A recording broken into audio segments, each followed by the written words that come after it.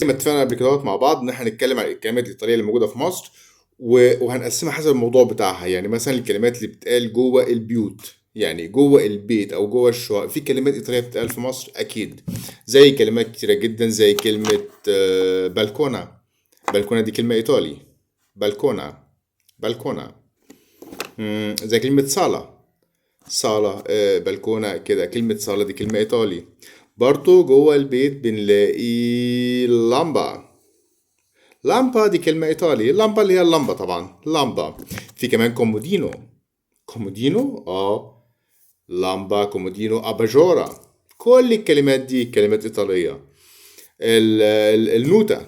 النوتة اللي بيتكتب فيها الحاجات دي كلمة إيطالي. نوتة دي كلمة إيطالي. كلمة أجندة دي كلمة إيطالي. كل الكلمات دي إيطالي بتتقال جوه البيت. Grazie.